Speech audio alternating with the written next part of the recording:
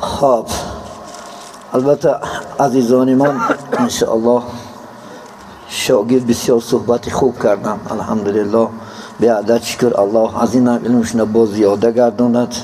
الله سبحانه و تعالی آنچه آرزوها دارند که انشاءالله در آینده عالم شدن و قاری شدن حرکت دارند، استاد بزرگ که بهترین فرزند شو، الله سبحانه و تعالی البته در آینده عالمان و قاریانی با عمل شدنشون الله اله نصیب بدارد و همیشه برای انشاءالله نصیحت کردن در دین انشاءالله مبین، در راه اسلام، در شریعت محمد صلی الله علیه و سلم الله قدمشون استوار بگرداند. آمین و رب العالمین.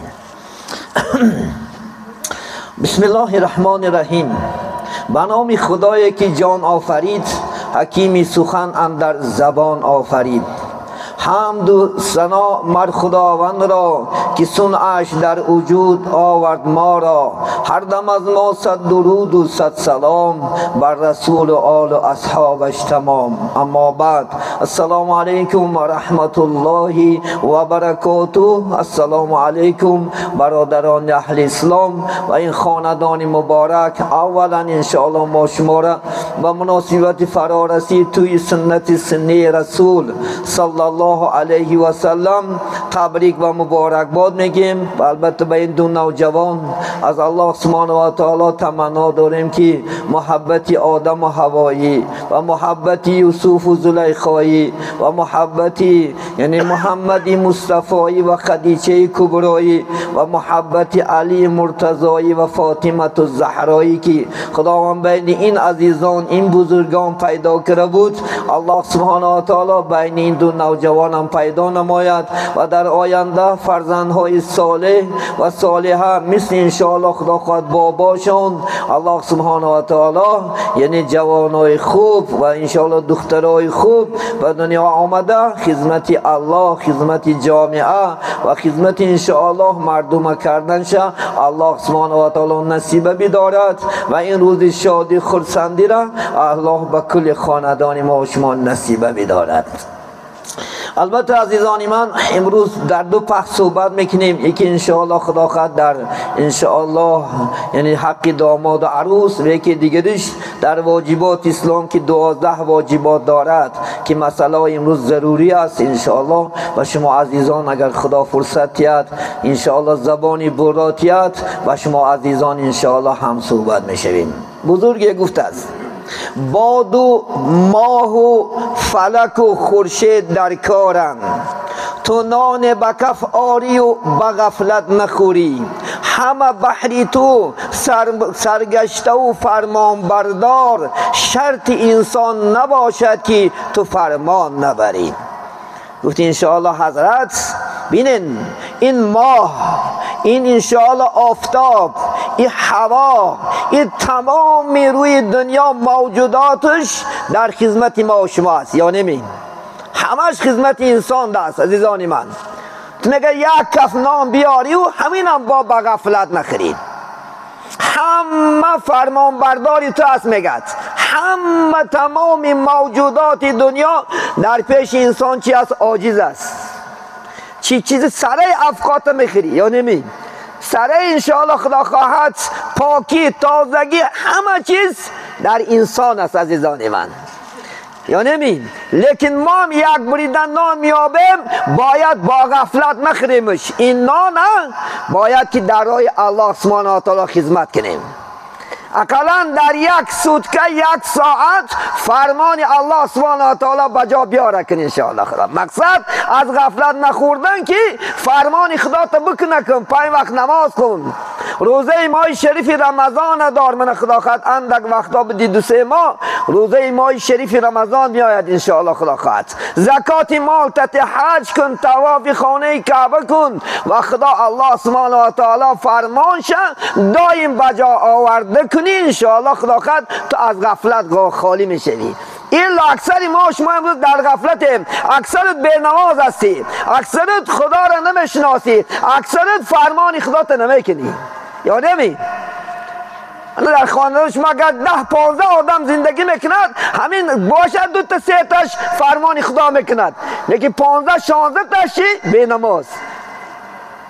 این جنایت نیست؟ حکومت الهی ویرم نمیکنی؟ الله سبحانه و تعالی ما فرمان کرد که کدام عصر و زمان می آیی چیکار کن؟ انشاءالله خدا خود طاعت کن، عبادت کن. کدام عصر و زمان در بیایی فرق ندارد. در این زمان می آیی خدا خود 100 سال بعد می آیی، پیش از این می آمدمی باید ما و شما وعده کردیم پیش الله. میدانین یک زمان 6 عالم در دنیا انسان زندگی میکند. یک عالمش عالم ارواح، روحای ما شما را خدا آفرید. قصه قرآنی است. خدا گفت اعوذ بالله من الشیطان الرجیم الستو بربکم، آیا من پروردگار شما نیستم؟ ما شما همون جواب دادیم که قالوا بلا هستی، تو آفریدگاری ما هستی، تو ما خلق میکنی، تو ما روز میتی، از همه حال ما باخبر هستی. کدام زمان و عصری که میاری البته ما عبادت تا میکنیم. وعده کردی، وعدت کجا شده کرد؟ این وعدت دروغ نیست؟ این وعدت خلاف فرمان خدا نیست؟ برای چی نماز نمیخونی مذکر؟ برای چی طاعت نمیکنی؟ برای چی عبادت نمیکنی؟ برای چی قرآن نمیخونی یکی امروز؟ این وعده های دروغ نکن. انشاءالله خدا خود باید انسان وعده صادق باشد، در وعدت استوار بسته که انشاءالله خدا خود. ما شما این بخناکترین انسان ما هستیم که ما چی کرد؟ امت محمد صلی الله علیه و سلم کرد. یهودی مو میکرد چیکار میکردیم؟ نصرانی مو میکرد چیکار میکردیم؟ کافر مو میکرد چیکار میکردیم؟ بت پرست مو میکرد چیکار میکردیم؟ فخر که ما هم امت محمد علیه السلام کرد. تمام پیغمبرها چی موسی چی عیسی آرزو میکردن که کاش که امت محمد میشیدیم و پیغمبر بودنش امت محمد شدن آرزو کرد. امروز ما امت ها چیکار داریم؟ مگه بگو خط سوال تی خط نخد سوال تی که تو چیکار کردی امروز؟ تو هر شب میگه زی خودت بپرس تو گر امیر مردی که امروز با الله چی خدمت کردی؟ نماز بامداد خوندی امروز؟ چی خدمت کردی؟ تا نماز پیشین خدا خواهد 30 کیلو 20 کیلو طعام رزق خدا را میخری یا نمیخری؟ 20 کیلو خدا خواهد افکار میخواد. اینجا آش خوردیم باید معلت 6 تا اگر ملکه باشه 6 باجی گرفته آش میخری. برای چی نماز پیشین را شکرانه نمیکنی که الله رحمت انسانم کردی؟ به عدد با خود شکر این ناز و نعمت من دادی. آخی خوردی، آخی مکافات چگو، آخی رحمت چگو پیش الله. عصر خون، عصر کشیدی تا شام، با شام تا خفتن، ای خفتن تا بامداد چقدر ناز و نعمت. بهترین نعمت زن دادت خدا سبحانه و تعالی. من بهترین نعمت زن عزیزان من. تا سحر با این زنت بازی کنم ابراهی کی داده دو زنه؟ او زن کی آفرید؟ آفریدگار زن کی است؟ آفریدگار ما و شما الله هست. الله او زن برای تو نعمت کرده داد تا سحر استفاده میبری. اقلا سحر خسته دو کت بالای جای نماز مده الله رحمت. شکریک با خدا که تا سحر مزه کردم. چون نمیگوی رها نده؟ این روز از مخلوقات ها همیشه مینت داری. از خدا خواهد من عبدالقدوس ابو عمر رفته ایسته 15 بار رحمت میگوید ای رحمت تویت نه ای رحمت مزه کریم. چون الله نه رحمت نمیگوی؟ باید که ما و شما فرمان الله همیشه بجا بیاریم، همیشه فرمان الله کنیم عزیزانی من. من از زن یک نعمت در باره زن گپ میزنم. من دوره های پیامبر علیه السلام خدیجه مادر مکتی خاندار شدن و چی مسئله های مهم شدنش برای شما میگم. پیغمبر محمد صلی الله علیه و سلم دوره های مبعوث شدن پیغمبری پیش عزیزان من یگانه انشاءالله همسر بهترینش کی بود؟ خدیجه رضی الله تعالی عنها بود. که وقتی که تمام مردم نفرت کردند، تمام مردم از محمد رو گردوند، لیکن خدیجه رو نگردوند. خدیجه تمام دنیاش دریغ نداشت. میلیاردری همون دنیا بود، میلیاردر. میلیاردرها دم میگیره پیش حضرت خدیجه. 100,000 کنیزه خدمتگار داشت. تمام اهل مکه مال از او میگرفتن و سوداری میکردن، فایده کرده آورده با گردنت موشه میدادن. چنان بای بود. پیغمبر صلی الله علیه و سلم خودش یتیم کلان شده که عزیزانی من. اگر تاریخ خوش رو بخونی، پیغمبر علیه السلام 6 ماه در شکم مادرشو بودن، عبدالله پدرشو وفات کرده. 6 ساله شدن، مادرشو آمینه هم وفات کرد. عزیزان من، رسول الله بالکل در سن 6 سالگیشون از مادر و پدرم یتیم موندن. حتی میگت راویا روایت میکنن، میگت مادرشو وفات کرد، 6 ساله بود. با تیشه چه میگه گور میکاف محمد علیه السلام. تیشه چه که آبای دیدش میریخت. وقتی میگه مادرش در خاک موند، دلش نشید که بالاش خاک کشه. گفت بالا گور نکنه مادر جان، برای چی قبل میزنه؟ رسول الله 6 ساله بود، با عقل بود وقتی که مادرش وفات کرد. گفتن علاج نیست کن، گفتن محمد علاج نیست، با خاک نسپریم، چون سنت است خاک نسپریدن. میگن محمد میگد به یک عذاب میگد بالای خاک مادرش را خاک کشید و میگد از همون قبرستان تا چند کیلومتر پیش به پیش آمد حرمت مادرش. بینین عزیزان من که مادرش دوست نمیداره. پیغمبر بزرگوار محمد علیه السلام عرضه میکرد کاش مادرش یک بار سیلیکاش میدید، کاش مادرش انشاءالله خدا خواهد در کنارش کلون میشید. افسوس که چون که تا 4 سالگیش در دیگر یعنی قشلاق بود. حلیمه رضی الله تعالی عنها محمد تربیه کرد. 4 ساله شد آورده در بغلی با این خدیجه یعنی آمینه دادنش. بدی 2 سالی خدا خواهد تربیهش، آمینه مادرشونم دنیا را ترک کردن. عاقبت این است، آخر زندگانی مردن است، نزد مولا آبرو بردن است. ای بد جوان، عاقبت این زندگی میموری، لکن با آبرو برو پیش الله، فقط به یک سربلندی برو. فقط ای زنا تو، ای دزدی تو، ای فال تو، ای قمار تو خجالت پیش الله نرو. فقط خدا به یک آبرو برو که تمام مردم دعات کنن شب و روز. فقط پیش الله نه دیله جنایتی تا میبری، دیلت میتیان خدا خواهد انشاءالله دیلت میگیری، به یک آبرو پیش الله برو خدا خواهد. اگر گناه نداشته باشی فقط محکمه سودی الهی نه سربلند هستی، به یک سری بلند پیش الله میروی. الله میگد بندم، محمد میگد امتم انشاءالله خدا خواهد. عزیزی من چشمات کشا خدا خواهد انشاءالله. بعدی میگه تا سن 25 سالگی رسول الله صلی الله علیه وسلم خدمت مردم میکردن، گوسفند میپایستن. شما هم کار کن، جوانی بیکارچی نشو. جوانی بیکارچی خدا دشمن میداره. ان الله یبغض الشاب الفارغه. کدام جوانی که دستت کار میآید و گردن قاس میشوی، در خانت خواه میروی، کار نمیکنی، از مردم گدایی میکنی، تو دشمنی خدا هستی. تمامی پیغمبرها را بین، ای آدم تا خاتم محمد صلی الله علیه وسلم همش کار میکردن، نفقه از دست خودشون میخوردن. کسی که گداگی میکرد وی گناهگار است، وی پیش خدا هم روز سیاه است. گدا نشو، پیش مردم سرخم نکن، یعنی حلال مهنت کن، حلال خل، حلال فرزندات پوشون، حلال زن تخورم. الا جواب میتی پیش الله هنده.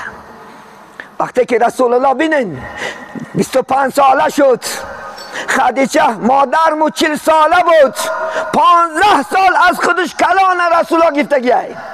ولی تو یک روز کلان باشه آریت میکنی. حتی اینکه خدیجه مادرمو بیوه بود، 2 تا فرزند داشت، رسول الله صلی الله علیه و سلم چیکار کرد؟ قبولش کرد. میگه عبدالمطلب امکشون گفت که محمد اگه کلان شدی، سنی بلاغت رسیدی، یکن تو در خاندار کردن در کل، لیکن در من دنیا نیست، من بچه ها بسیار است. بیا من هم پیش خدیجه را همون خدیجه را بگم یک بار تو را بار تیار کرده بتید، یک بار رفته چیکار که سوداگری بیا بعد من خاندارت کنم. وقتی که خبر به خدیجه میرسونن، خدیجه مادرمو هر لحظه محمد خدا خواهد انشاءالله سنجیده میگشتن. چونکه تمام روی مکه چی بود؟ محمد الامین، پیغمبر راستگو، پیغمبر امانت نگهدار. ما شما از دروغچگی مشهوریم، ما شما وعده بازی مشهوریم، ما شما عرقخوری حد مشهوریم، از زناگری مشهوریم، از دزدی مشهوریم، از قمار بازی مشهوریم. لیکن محمد علیه السلام، محمد الامین، پیغمبر راستگو، پیغمبر امانت نگهدار. همه مردم آرزو میکردن که همین محمد صلی الله علیه وسلم اگر کلام شود یک آدم خوب میشود، چون در تاریخش محمد گپ دروغ زدگی نیست. عزیزان من، بین خدیجه گفت تاج سر، گفت من بار تیار میکنم، گفت محمد گفت رفته بیاید. پیغمبر صلی الله علیه وسلم بار تیار کردن. میسره گفته که کنیز شه. خدیجه گفت همین، گفت با همراه محمد میروی، چیزی که در راه میبینی با من خبر میدی. خوب گفت خوشین. بار میگه گرفت راه برمدن، سفر برمدن. پیغمبر بزرگوار از مولود شده است که تولد شده است. یک معجزش کجایی که آفتاب نمی برمد، یک ابر بالای محمد زان تکراش بازی میکرد. وقتی که راه برمدن، آفتاب مکه گرم است، میگه ابر اومد، میگه سری محمد از سایگی کرد. گفت میسره، گفت آنچه که میبینی، گفت یک به یک برای من میگویی. وقتی که سفر رفتن قصه میگم من انشاءالله در این سفر الحمدلله بسیار برکات زورکتی گشتن، یگان عذاب یگان چیز ندیدن. حتی اینکه با پیغمبرها سنگها سلام میگن. عزیز من، یعنی سنگها درختها پیغمبران در سجده میکنن سلام میگن. میگه وقتی که برگشتن، میسره را نزدش فریاد کرد، گفت گو اخلاق محمد چی دیدید؟ گفت این سودایی که با این دیگران میرفتم این خیلی راحت نکردم، بسیار سودام از اینم بلند شد، راحت کردم. لیکن محمد کجای قدم میمود صلوات میشنید، السلام علیکم یا نبی میشنید. گفت همین خیلی کلمه ها تمام و تایی که موجودات دنیا محمد میشناخت صلی الله علیه و سلم. میگه وقتی که میگه آمد، بعد گفت که میگه که ابو طالب بیا، گفته که من براهم خدیجه را گم، همو حقی که بلای تو میتید چی مقدار است؟ $1000 است، $2000 است، تیا تو من تا خانه دار کنم. میگه یک روز برفت، میگه خدیجه را گفت که سحر بیا. خلاص سحر اومد، گفت که با بدی سحر بیا، کشالش کردن گرفت. یا روز ابو طالب میگه جهلش اومد، گفت که ای خدیجه، گفت برای چی؟ گفت تو گفت کشاله میکنی کاره. برای چی؟ گفت برای چی کشاله کرده گشتن میگیری کاره؟ آیا که یتیمه؟ گفته حق نمیتی؟ گفت که محمد خودش بیاید، خودش بیاد. گفت من حق نمیتیم. وقتی که پیغمبر صلی الله علیه و سلم اومدن، خدیجه گفت یگانه یک تا آرزو دارم، اگر راضی باشی من در نکاحت بگیر، من باقی مانده تمام عمر من در خدمت تو صرف میکنم. ببینید حتی که در تاریخ اسلام یگانه زنی که خواستگاری کرده است این خدیجه رضی الله تعالی عنها است. پیغمبر من به اجازت امکم گفت نمیتونم چی گفتن میتونم. وقتی که پیش ابو طالب گفت که خدیجه همین شرط مونده است که من در نکاحت بگیر زندگی کنیم. گفت کلام باشه داخل تو یاش باشی. گفت چون که رسول الله 25 ساله بود، خدیجه مادرمو 40 ساله بود، 15 ساله خودش کلام نگرفتگیه، 15 سال از خودش کلام. عزیزانی من، ما شما یه روز کلام باشه آر میکنی، چون که سبب از ید سالگیش بهترین زن دنیا است. عزیزانی من، زن پاکترین بود که تمام اهل عرب بایاش آرزو میکردن که خدیجه زنی هوایا باشد، یگان تش قبول کردگی نبود، همه شرط کردگی بود. بعد میگه یک میدان مال گرفت، میگه گسیل کرد ابو طالب، یک بار نگفت، دو بار نگفت، سه بار مالی بسیارتر کردی، آخر راضی شد. لیکن رسول الله با سه شرط خدیجه گرفتگی. حال نگفت با رسول الله برای بایگری فالش مشمول رسمی رفته زنی بای میکفته که جان یک زنی بای باشه در نکاح گیم ایروش بخرم.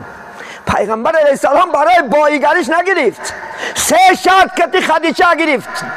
خوب گوش کن. حتی بعضی احمقا محمد تهمت میکنن که محمد برای بایگریش خدیجه را گرفت. نه، سه شرط میمونم گفت اگر همین سه شرط کنی من راضی هستم گفت. یکم گفت تمام دنیا تا کمبغلان نمیتی. دوم تمام خدمتگارات در راه الله آزاد میکنی. فقط یک تن تمام میگیرم خلاص. گفت که شد. گفت محمد گفت اول نکاح شوه. گفت بعد نکاح گفت چی میخوای بعد اجرا کن. توی شد خدا خواهد انشاءالله. محمد با یک تنتنه علیه السلام توی کردن. بعد نکاح همین شرطا را محمد اجرا کرد. تمام دنیاش کمبغلان را تقسیم کرده داد.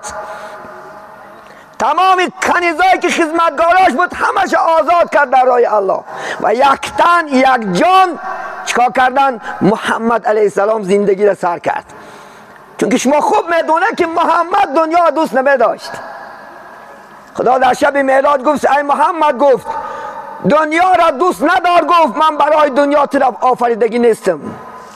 تو محبت به من گفت من محبت تبت کنم. خدا وصیت کرد شب معراج.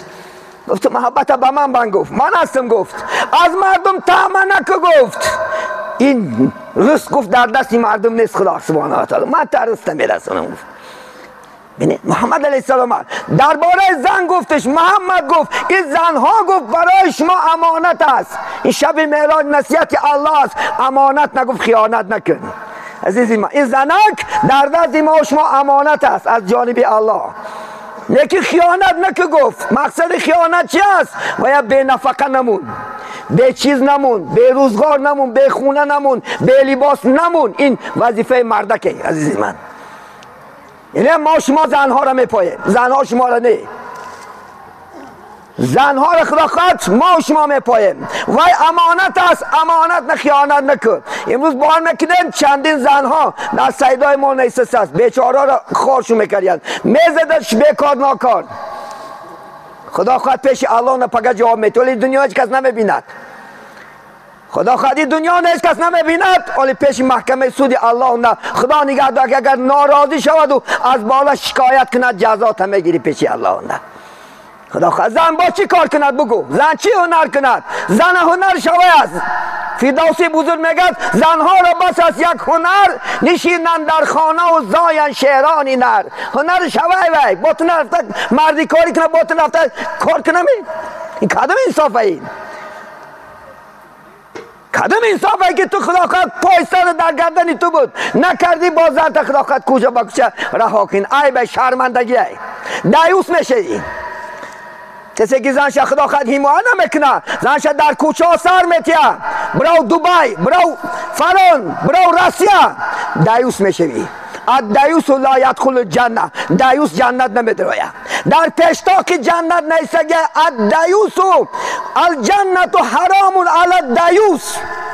در پشتاق جنت نیستگه که جنت برای دایوس حرامه. زندگی گرفتی خدا خواهد خون یک تربیتش کن بخورونش بپوشونش محتاجی کس نشوه. خدا خواهد انشاءالله محتاجی کس رفته خدا خواهد رنگش زر که کوچه باکشه نون کافته نگرده. این مرد نیستی تو من مردک نمیگم. مرد بهترین که آیلش تینجه زنش خدا فرزندکاش تینجه باید من مرد حسابش میکنم. چون که شما هستی تربیت کنن. پیامبر گفتن کلکم راین و کلکم مسئول عن رعیته. هر یک شما گفت به منزله چوپان هستین از چوپانی خود پرسیده خواهد شد. یاد نبرد وقتی که میگه خانه‌دار شدن عزیزان من 27 سال بعضی روایت ها 28 سال به خدیجه مادر مچکا کردن زندگی کردن. خداوند 6 فرزند از خدیجه مادر داد. 6 فرزند 2 بچه و 4 دختره عزیزان من. 6 فرزند الله سبحانه و تعالی مناسب محمد صلی الله علیه و سلم ده.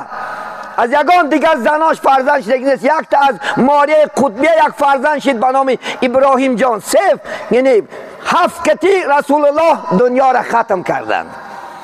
7 فرزند به دنیا آمد. میگه چنان خدمت کردن چنان زندگی شیرین که بعد وفات خدیجه هم از حیات یعنی شیریناش نمیرفت عزیزان من.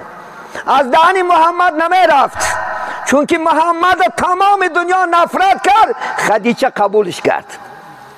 حتی میگه در حال هیرا کسی که رفتگی باشد جبل و نور است در کنه کعبه 2 ساعت برمدن افرای بلندیش رسول الله در همون غار قرآن قبول کردگی وقت اعتکاف میشیش آخری ماه رمضان لیکن خدیجه مادرمو بناز و نعمت تامینشو میکرد 2 ساعت نبرمدن افرایی همون خدیجه 2 ساعت با شبکی ها تا اینکه کافران نفهمن محمد آزار میده شبها چکا میکرد رفته اوقاتشو بوده تامین میکرد محمد صلی الله علیه و سلم بین چنان زنی مهربان که وقتی که محمد در حال غیرا بود قرآن نازل شد اعوذ بالله من الشیطان الرجیم اقرأ بسم ربک الذی خلق 5 آیت سوره اقرأ اولین نازل شدگی است محمد قرآن آغاز به همین سوره مبارکه اقرأ قبول کرد معنای اقرأ خوان 3 مراتب جبرئیل تاکیدش کرد اقرأ اقرأ اقرأ یعنی خوان این شعار اسلام است شعار یگان مخلوق نیست اینا محمد یعنی حضرت جبرائیل تعلیم داد گفت که اقرأ بخوان گفت محمد گفت که انا لیس بقارین ما خواننده نیستم نمیتونم خونده یک بار جفیدش میگه رسول الله صلی الله علیه و سلم با سرش داد که اقرأ با جواب داد که من خواننده نیستم چون که محمد یگان دانش کرده خودگی نبود از یک مرد عامی الله پیغمبر ساخت خدا قدرت دارد او سلطان هر چی خواهد او کند هر چی میخواه اون پادشاه الله چی که خواه میکند از یک مرد عامی الله عالم ساخت محمد یگان دانش کرده مکتب خوندگی نبود دیگه بار یک بار قشاقش که سرش داد گفت اقرأ خوان گفت من میگومد گفت من نمیتونم 3 بار میگد پخشش کرد چنان میگد جبرائیل جفیدم که قریب بود که جانم براید بعد گفت که میگد اقرأ بسم ربک الذی خلق 5 آیتی میگه سوره که نازل کرد قبولش کرد میگد و دویده از حال غیرا میگد خانهش اومد خانه خدیجه رسول الله چی گفتن دستیرونی گفت من در کوپه پیچلک گفت لرزه شرقت میلرزید محمد صلی الله علیه وسلم بعدی پیچیدش میگه آرام گرفت بعد میگه گفت محمد چی شد گفت من در بین آسمان یک مخلوق دیدم میگه که تو پیغمبر هستی اقرأ گفت میگه من 3 بار پاش کرد گفت 3 نصیحت کرد محمد گفت که من بی محمد تو به اخلاق خوبت که انشاءالله خدا خواهد بخش و تبارات رشته دوستی نمیبریم ولی همجا بچه های هسته که خش تبارات کتی گم نمیزنی اکت کتی گم نمیزنی بچه ها هسته دادرت کتی گم نمیزنی بچه ها هسته اینجا زن ها هستن اپا و خوار و با پدر گم نمیزنی بدبخت بچه ها هستن پدر کتی امروز مونده شکایت دارن مادر کتی گم نمیزنی بچه ها هستن منو بگفت تو محمد تو خیش و تبارت دوست میداری تو لایق پیغمبر هستی دویم گفت تو در حیاتت گپی دروغ زدگی نیستی این تسکین همون خدیجه دادش تو گفت امانت نگفت خیانت نمیکنی تو گفت مردم گفت ظالمان گفت حق شای مظلوما میگیری تو گفت اخلاق و رفتاری خوب داری تو لایق پیغمبر هستی میگه محمد با قوت گرفت محمد انشاءالله ذریت گرفت عزیزان من ولی در دنیا فقط محمد ایمان آوردگی بود خلاص یگانه زنی که در تاریخ اسلام ایمان آوردگی است این خدیجه رضی الله تعالی عنها است گفت من در کلمه عرضه که گفت بگو لا اله الا الله محمد رسول الله خدیجه مادرش کار کردن اسلام قبول کردن عزیزان من در دمگاه محمد ایستادن یک پا یاردم کردن الحمدلله بینین چنان زندگی کردن که ژنوسکای موزیسکای گفتگی کار نیست اسلام در چشمات کشا پیغمبر صلی الله علیه و سلم معرخات روایت میکنن میگن پیغمبر علیه السلام چیکار میکرد یک تاش چای دم میکرد یک تاش نون میآورد یک تاش خدا خواهد پیاله بیارد یک تاش قاشق میآورد یک تاش دسترخوان جمع کند یک تاش خدا خواهد نان میبرد چنان یک جای حتی فرزندشونه پایستنشون هم نوبت کتی بود چشمات کشا 3 ساعت پیغمبر بالای گهواره میشیش 3 ساعت خدیجه مادر مخواه میرفت با میخست نوبت کتی اینه کی دوست نمیداره وای میتونست پیغمبر بود انشاءالله خلاقات. وای دو دنیا خدا گناهش گذشتگی بود، لاکی زنهاش ظلم نمیکرد. مثل امروز ما و شما زیر لغت و خوب قرارش نمیداد. بعدی وفات بین برای شما حکایه میارم. بعدی وفات ما خدیجه مادرمو همون سال ماتم اعلان کرده هستند. در مکه مکرمه خدیجه وفات نه سال ماتم. میگد یک روز با عایشه شیشتگی بود، پیامبر صلی الله علیه وسلم که دروازه تق تق شد. میگد درک شادن که میگن همون یعنی شنیدن که آوازی چی یعنی اپچه خدا خدیجه است. پیش محمد اومد گفتن همین اپچه خدیجه باشد. دویدن دروازه شدن دیدن که عیناً هم اپچه کی است؟ خدیجه است. قبولشو کردن. میگه ساعتهای دراز صحبت کردن، عایشه صدیقه رشکش اومد. ولی زنها هم خلاص. زنهای اکثر ما و شما چی هستن؟ درها یک کس که یک گپ زنه یک بکند درها چیکار میکند؟ رشک میکند. بعد گفت عایشه گفت چی گپ است؟ گفت قواقات گرفتی؟ رنگ و رو دیگه شد.